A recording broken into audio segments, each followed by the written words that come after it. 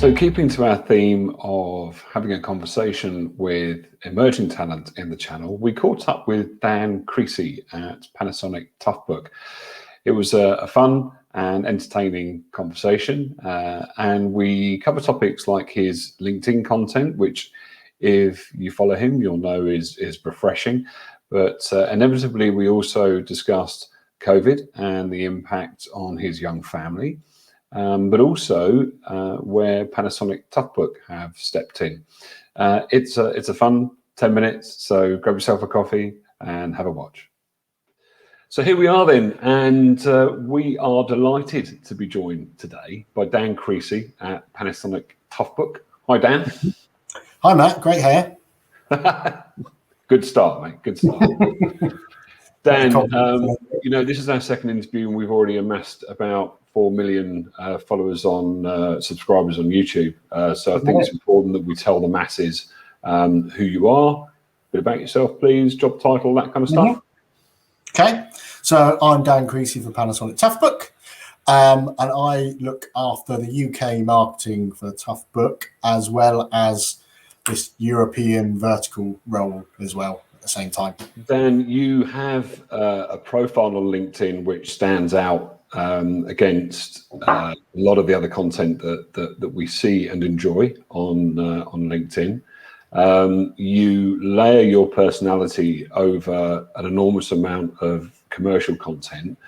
Can I ask, do you prepare for that kind of content? Do you have a plan and a schedule? What's your approach? Yeah, no, there's no plan at all. There's no strategy really.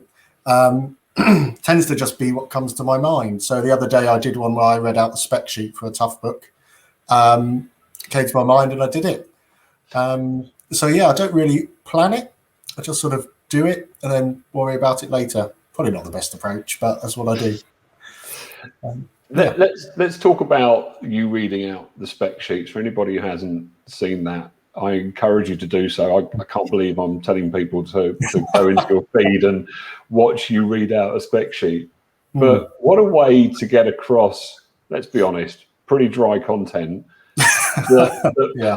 I guarantee there are people that have watched that would never in a million years watch somebody, you know, or even read a spec sheet.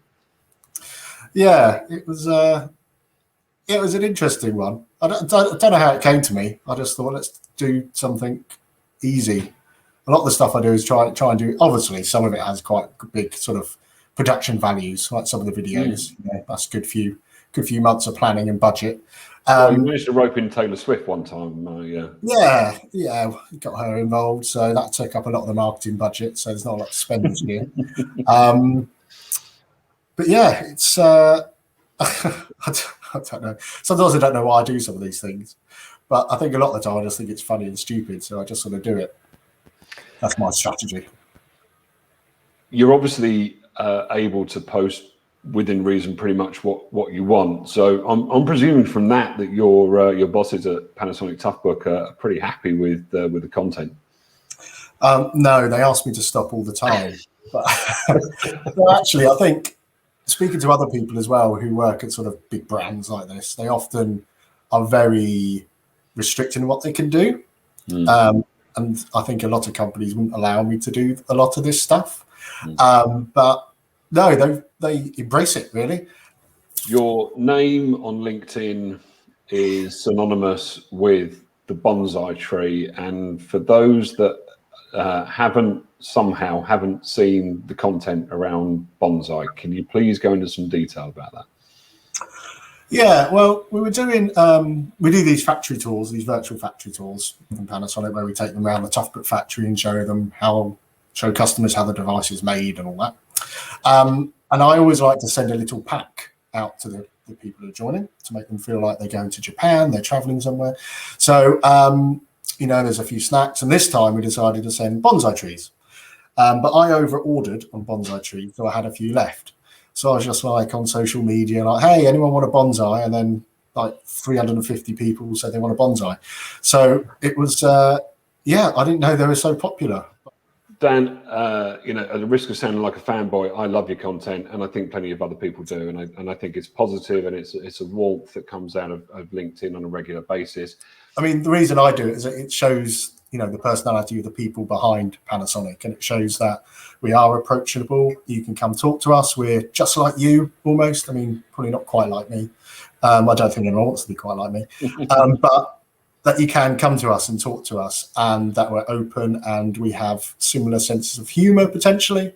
So I think it sort of does that, just makes us a bit more open and shows that, behind Panasonic there are a load of people who are just normal humans. So rugged devices have played an important part in the response to COVID, especially on the front line. The features that come with the Panasonic Toughbook have probably saved lives. Yeah, they definitely support in helping save lives. Things like the battery life. So that's always something that's massively important to Panasonic. We love a battery, and we invest a lot in that technology. So a lot of the people in the NHS are working ridiculously long hours, so they need a device that can also work ridiculously long hours. So, some of our devices can work 48 hours, something like that. So being able to support them to work as hard as they need to at the moment, I think is massively important.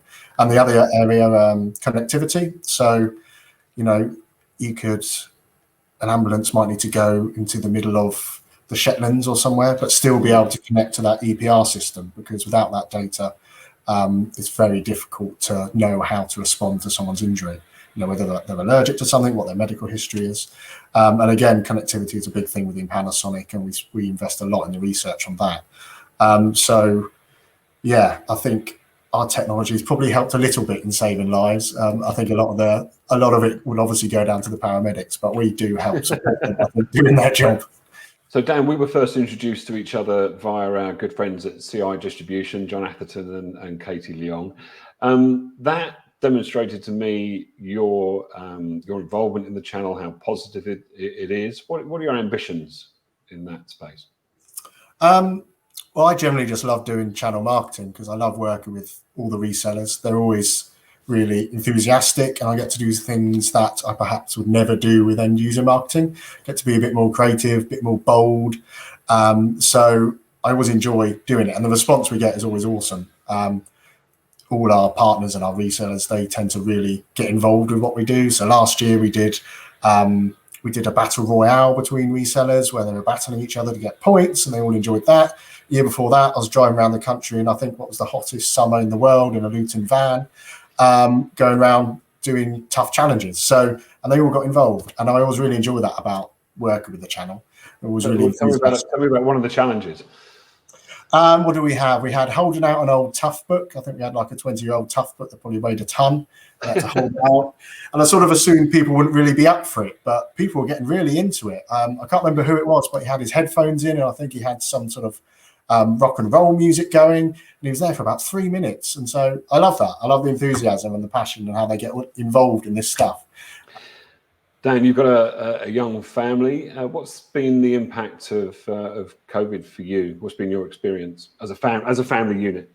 Well, my wife was made redundant just as COVID hit back in March, which was good/bad timing, I guess.